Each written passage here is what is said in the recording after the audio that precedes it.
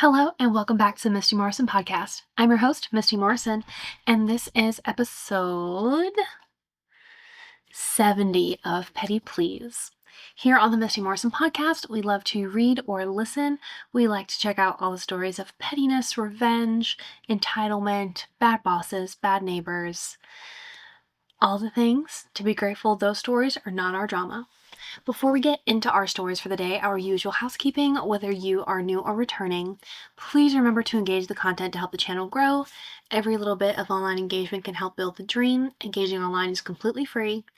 You can share it with a friend if you liked it.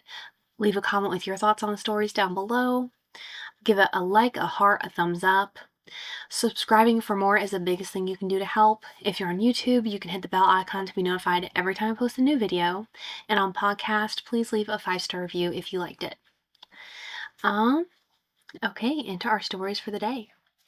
Story number 1 is coming to us from r/petty revenge. A box is a box. I ordered a book on eBay. It was a good price and brand new. It arrived and I immediately took note of the diminished size.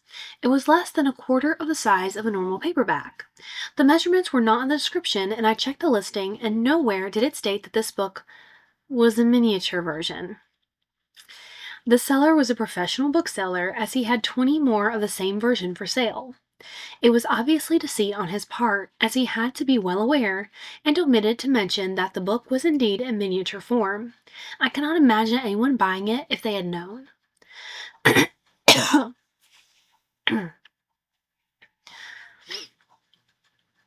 I messaged him that I would need to return my purchase as I have a progressive eye disease that would not allow me to read the teeny tiny print.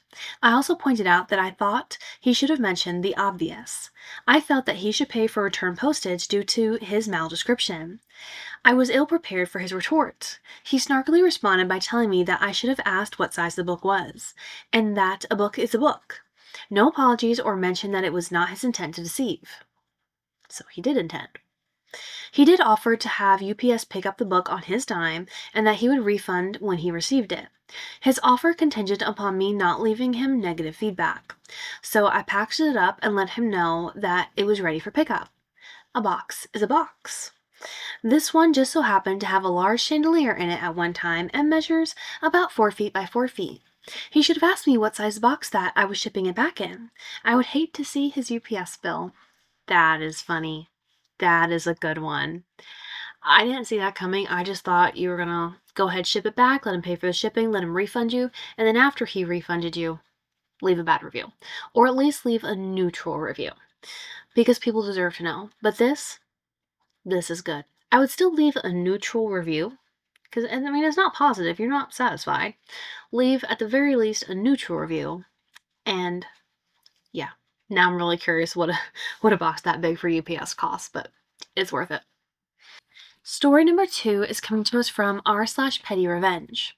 Became the Bluetooth bandit. For context, I live in South Asia.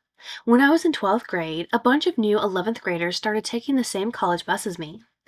They had that "we're the coolest people here" attitude and would blast Nepalese rap through the bus speakers every single day. The problem wasn't just that it was loud, it was 5:30 in the morning. We had to listen to it for nearly an hour on the way to college, then again on the ride home. The songs were full of profanity, drug references, and degrading lyrics. It got old very quickly. Several students, including me, politely asked them multiple times to either lower the volume, use headphones, or at least play something everyone could tolerate that early in the morning. They ignored us and even complained about us behind our backs. So I came up with a harmless solution. My bus stop was the first one on the route, which meant I was always first passenger on the bus. Every morning, I connect my phone to the bus's Bluetooth before anyone else got on. Then I'd put in my earbuds and pretend I was listening to my own music. When the group got on, they tried to connect to the Bluetooth but couldn't. They would disconnect my phone, and I would connect again before they could. After a while, they started asking everyone on the bus if anyone was connected to the speakers. The rest of us just shrugged and said no. This went on for months. Sometimes I let them use it in the morning, just so it wouldn't become too obvious, but most of the time, the bus stayed blissfully quiet. The rest of us finally got to enjoy a peaceful ride instead of being forced to listen to their playlist at dawn. Petty? Absolutely. Worth it? Also absolutely. Edit, talking to the school or the bus driver was not helpful. Yeah, I really didn't imagine that the bus driver would do anything when they allowed it to happen. And why is the bus driver not taking control of the Bluetooth when they get on the bus first thing in the morning and they get to listen to what they want? That part's odd by itself. But I mean, this was a brilliant solution. They don't know it was you, so you're not going to face any retaliation for it. And you helped everyone on that bus. This was good. It's simple and harmless, but effective. Story number 3 is coming to us from r/neighbors from hell. She thinks it's her house. This one is labeled vent/rant. I have a neighbor. She lives behind me. When I first moved in, I was keeping my lawn at a nice, lush 5-inch height. That's so specific. That seems tall, but also very specific. She decided to help me one day by mowing my lawn while I was at work. Came home to find she'd cut it right down to the soil. Soon I had dandelions instead of lawn. When I got home that day, I found her on her knees with a pair of scissors, reaching under our fence and trying to cut the lawn in my backyard. I told her we don't need her help and don't cut our lawn anymore. Next, we spent a ton of money and labor installing a beautiful fence around our backyard and side yard. The fence posts were all painted black, and my husband was very proud of his work. Soon discovered that neighbor has taken it upon herself to use her gas weed trimmer on the boulevard in front of our house and is chewing up our brand new fence posts. I go over to her house, politely thank her for helping us, but remind her that we'd prefer to look after our lawn ourselves. She starts yelling in my face that everyone in the neighborhood hates me and that everyone hates my garden. I tell her that I'm not there to trade insults. I just want her to stay out of my space. I overhear her telling a new neighbor that I don't look after my yard. I see her at my place of work and she glares at me. General bad vibes, but whatever. Last week, I returned home from a trip to find someone had left a bunch of broken shelving on the boulevard in front of my house.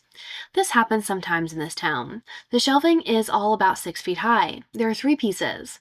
They are upright and spread out across the boulevard. I look at them and see they are quite rotten and not in great shape. I decide to put them all into a pile, laying down, and then call the town to ask them to pick up and discard. I go back inside and suddenly hear the shelving being moved around. I go back outside and see the shelves are once again upright and spread across the boulevard. I start putting them back into a pile. The neighbor comes storming out of her house, screaming at me to leave the shelves the way she wants them. Keep in mind, this is in front of my house. I tell her no. I tell her to calm down, that I'm calling the town. She calls me a pathetic bitch, screaming all the while. I continue piling the furniture. She screams her way back into her house. I go back inside and hear both her and her husband screaming and yelling. I'm considering calling the police non-emergency line to file a complaint. I've been here for 6 years, so it's not the worst case scenario, but it's definitely unsettling and seems to be getting worse. To be clear, we have always left these people alone. We work hard and our garden is well cared for. Goodness gracious. Yeah, I think you're running behind here on calling the police to file a complaint. As soon as you installed a brand new fence and she destroyed your property, she damaged your property with the weed eater eating up the bottom of the fence, call the police. First thing. That's as far as it would have gotten without a report from me. The lawn thing, that's just bizarre that she cut your lawn. But yeah, the fence thing would have gotten me. So yes, report it, document everything you can, and start making reports because there's something wrong with her. Story number 4 is coming to us from r/neighbors from hell. Just moved in. Neighbors called cops on us. This one is labeled, What Would You Do? Vent/rant. And it's a really short one, so I can already see 2 gold box comments down below. We have lived in this house for a grand total of 3 days. Our kids were playing in the backyard. We had turned the sprinklers on beneath the trampoline, and they were having a fun time playing as our dog chased them in the water beneath the trampoline. We came inside to put our kids to bed. It was 7:45 p.m., and 30 minutes later, a cop pulled up saying our neighbor had called in a noise complaint against us, citing our dog had been barking nonstop for over an hour. I checked the timestamps from our sprinkler system, and we were outside for 17 minutes total. 17 minutes. Our dog does enjoy barking when he's playing hard with our kids, but he was in no way barking nonstop for over an hour. What a welcome to the effing neighborhood. Now, I feel like we can't play with our dog in our own yard without the fear of getting the cops called on us. What do we do? Bake cookies and bring them to every neighbor and hope they don't call again? Set up a ring camera system so we can show receipts for how long he is realistically barking? Let them call the cops and risk getting a citation every time we play outside? Never let our dog play outside again? Get a bark collar? I'm torn between being pissed and wanting to be considerate neighbors, but I just don't know what to do. Before I read the Go Box comments, I am here for the ring camera, because if you're saying your dog truly barks when he's really playing, but he doesn't bark for that long, you don't let him bark for that long, it's a false report. I hope you made it very clear to the officer that it was a false report and also showed him the timestamps on your sprinkler system. I think the ring camera is the easiest thing that you can do to not alter any of your or your dog's behaviors. Like if he's not a barker, putting a bark collar on him doesn't seem fair. Limiting your time outside in your own space isn't fair. I think the ring camera is the best solution. You continue life as usual, and if someone calls again, you'll have the video evidence showing, hey, what time did they say the dog was barking? You pull it up, so audio, video, the dog barked for 10 minutes, not an hour. I think that's your best bet. The first comment that is a gold box says, get the camera so you have proof for the police when they come, but don't change anything else. Live your life. That is your home. Exactly. And then the second gold box is a reply to that one that says this: let them call the cops as much as they want. There's nothing sweeter than greeting the police with a smile and handing them the camera footage that proves your neighbor is a pathological liar abusing emergency services to harass you. I mean, hopefully they're not abusing emergency services. Hopefully they are at least calling the non-emergency line. But yeah, once you have the proof, if the neighbors call enough times and you can prove they're wrong every single time, the police will stop responding to their complaints. And the police will be able to threaten them with, I can't think of what it's called right now, but there's something about falsely utilizing public services, like police services. Like if you're calling in false reports, it can be penalized. So if you're showing the proof that these reports are false every time, the police will tell them as much. Like, listen, if it's not real, stop calling us. You're about to get in trouble. Story number 5 is coming to us from r/neighbors from hell. My neighbor insinuated that ICE will take my mom over parking. This one is labeled, what would you do, vent/rant. Little over 2 weeks ago, we put a new gravel path for the cars to park on and not park on the grass and run the risk of getting stuck in the mud, which has happened too many times to become a worry for everyone. There are about 7 cars. Parking is rough.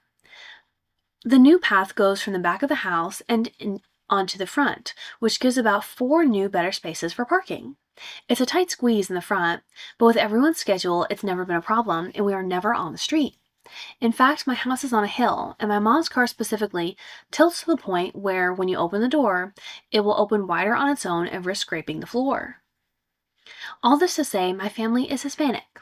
We are all working, and half of us are second-gen immigrants, and others first-gen with citizenship. And I assumed that my mom was on the phone speaking to someone in Spanish, when suddenly my neighbor from across the street in her car is pulling out of her driveway when she suddenly tries to speak to my mom. More so, scold her. The neighbor began berating my mom, saying she couldn't park where she was, which was obviously confusing my mom because, 1, this woman is yelling at her for no apparent reason. 2, she isn't parking on the street, but on the gravel path off the street. 3, we own the house. So my mom tells her that it's her house, and God bless you, because she is a devout Christian woman and never lets anyone that isn't immediately family see her riled up. The neighbor shoots back saying, God does not bless you because he knows where you should be and you'll be sent there soon. And after that, I believe she leaves my mom alone or my mom walks away. She never explained it good to me. We have never been a problem to anyone in our neighborhood. We keep to ourselves and go on our way, as do everyone else. This came to a shock when someone so close to our house in proximity would say something so vile and disturbing. My mom is certain that there's nothing wrong with the parking, but still asks me in case there's any problem with the parking/path, which to my knowledge there's no problem with either. I just don't know how to proceed now. Do I live my life in fear again? I was beginning to feel a semblance of peace for a moment, and this derailed it completely. Okay, you said the first generation immigrants had citizenship, but you said half of you guys are second gen immigrants and didn't mention citizenship for the second gens. So I feel like my response here would differ based on whether or not everyone in the house has citizenship. Because if everyone in the house doesn't, you probably just need to let it go. If everyone does have citizenship, then I feel like you are technically and legally safe. So I would say call the non-emergency line and file a report against her for harassment. Because I would hate for her to think that she can just treat people like this and get away with it. You can file a complaint for harassment. It really sounds like an empty threat, but the neighbor sounds a little cray-cray. So if you can do something about it, I would. But if it's not safe for you to do so, don't live your life in fear. Because whatever's going to be is what's going to be. So let it go. Story number 6 is coming to us from r/malicious compliance. You need a doctor's note. I, 26 male, don't like calling into work. I hate passing up money and I usually won't call in unless I'm already pretty sick. I work in the service industry, which, as many of you know, is absolutely notorious for guilting sick employees. A seriously ill person has made your food at a restaurant before at the direction of their manager, guaranteed, and telling people they don't provide health insurance and they need a doctor's note to call in. One year I got sick and didn't want to work, and my employer forgot I had health insurance through my dad. I called in asking for one day off because I could hardly breathe or stay awake, and I got the, well, you need a doctor's note or it's an unexcused absence. And as someone who worked hard as hell for these people, even when I was sick, I was a little offended to basically be called a liar, like I needed to prove to them I'd been wearing a mask at work for a reason. But I did have good insurance through my dad, so I went to the doctor, had them write me a note for 4 days off, and went back into my job and handed it to my manager and said, here's my doctor's note, and this is the day I will be back. And when they tried to do the same thing a few months later, I got a note for even more days and asked the doc to add a note about when I would stop being infectious around the food we were serving people. I have never been asked for a doctor's note when I'm sick again. They know they can give me the 1 or 2 days I ask for, or they can give me the week the doc gives me, but I will not be working while sick if I do not want to. Good for you. Very good. I understand that people need money. They need to work their jobs, especially in industries like serving, where you probably don't get insurance and maybe you don't earn time off. But it just, especially with food service, it bothers me, or even retail, when you're close with people handling things, it bothers me so much when people work when they're sick. I know sometimes you have to. I know even when you're sick, you have to go to the store to get medicine. I get it.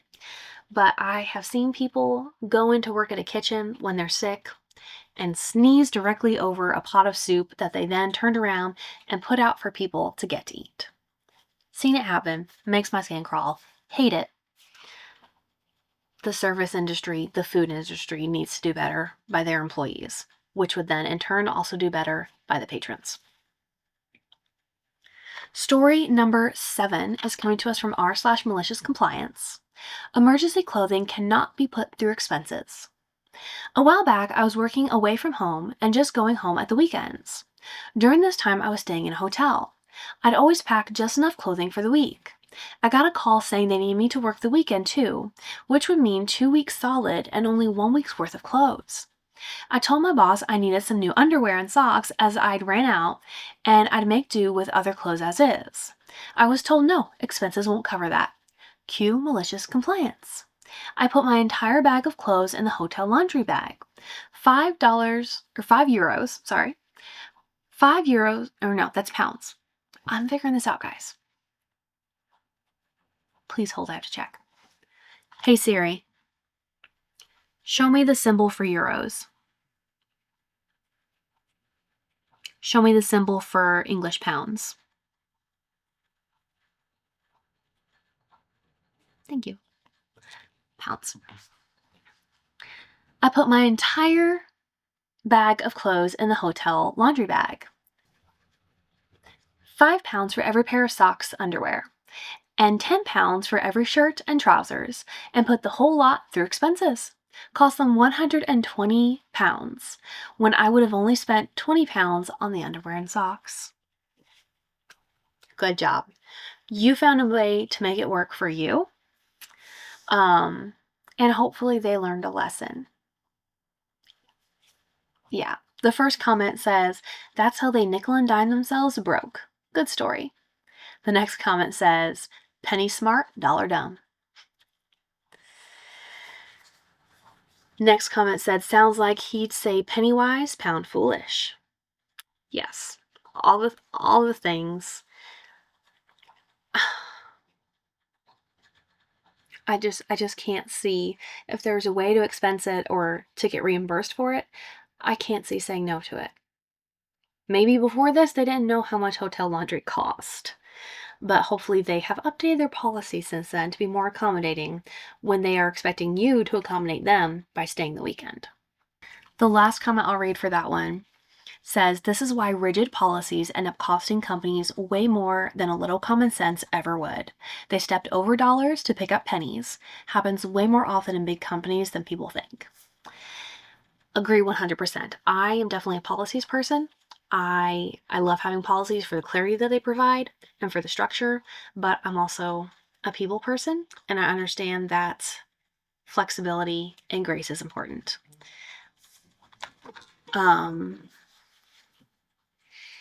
I heard a saying once that said, just give the customer the pickle. So it was an example about, customers asking for a pickle on the side, and they thought just like a pickle, like quartered out of a spear. And they didn't want to pay for the pickle. They're like, it's just an extra pickle. It should be free. And regardless of whether or not it should be, the customer was so upset, left so many bad reviews for a pickle.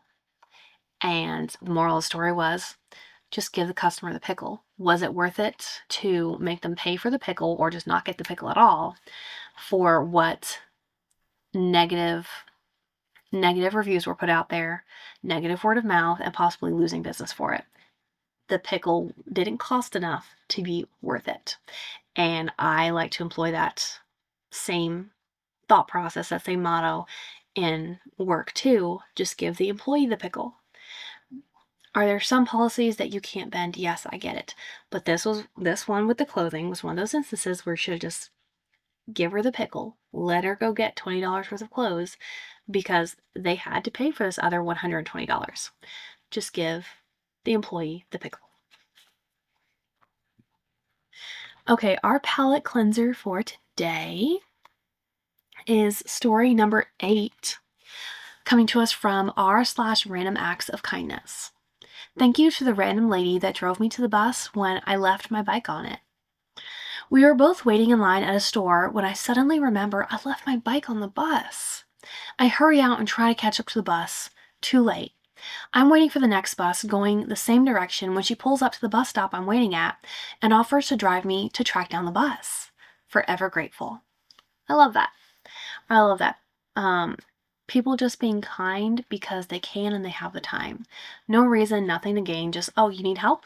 I can help you. Love that. Okay, that is 8 stories for this week's episode of Petty Please. Thank you so much for being here for another episode of the Misty Morrison Podcast. Remember, start each day with a grateful heart. Kindness changes everything, and I'll see you guys next time. Bye.